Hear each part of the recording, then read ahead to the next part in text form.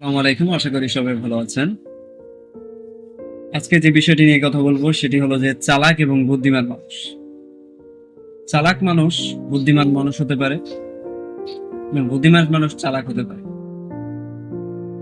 একজন মানুষ শুধু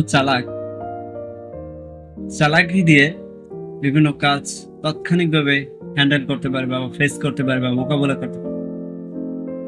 একজন বুদ্ধিমান মানুষের যে সময়টা লাগে তার থেকে অধিকতর কম সময়ে একজন চালাক মানুষ কাজটি তাড়াতাড়ি সম্পন্ন করতে পারে। এই চালাক মানুষের ক্ষেত্রে যদি বুদ্ধিমান মানুষ হয়, বুদ্ধি দিয়ে যদি হ্যান্ডেল করতে চায়, তাহলে কাজটা একটু ধীরগতি হয়। কাজটা ধীরগতি হলেও পরবর্তী সময়ে এই সফল এই কাজটার যে প্রতিফলিত এবং সাকসেসটা সেটা কাঙ্ক্ষিতভাবে আসতে থাকে। এবং একজন শুধু চালাক মানুষ যখন কাজটা হ্যান্ডেল করে অতি তাড়াতাড়ি কম সময়ের মধ্যে একজন বুদ্ধিমানের থেকে, তখন সেটা তাৎক্ষণিকভাবে সবার চোখে মুগ্ধতা ছড়ালো। পরবর্তী সময় দেখা যায় সেই যার যে চালাকিটা সেটা প্রকাশিত হয় সবার সামনে, তখন সে একটা অপদস্থ হয় এবং সবার সামনে একটা সম্মানহানি ব্যাপারও হয়ে আসে তার ক্ষেত্রে, একজন চালাক মানুষের ক্ষেত্রে।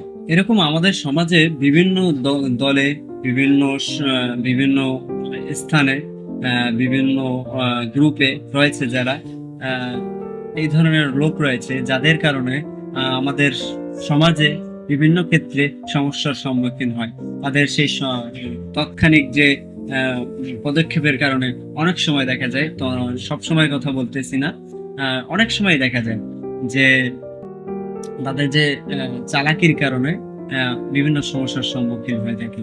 তাৎক্ষণিক মনে হলো সবার কাছে যে কাজটি সে ভালো করেছে, এবং পরবর্তী সময় দেখা যায় যে সেই মানুষটি সবাই তাকে অপদস্থ করছে।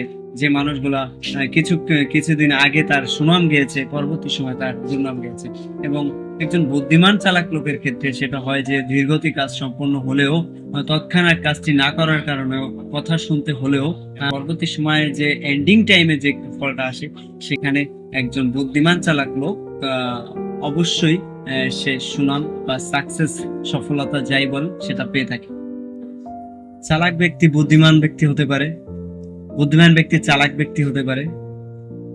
শুধু চালাকি করে কোনো কিছু অর্জন করা যায়, পপুলারিটি, জনপ্রিয়তা অর্জন করতে পারে মানুষের মাঝে, কিন্তু কিছু সময় বাদে সেটা ফুরিয়ে যাবে।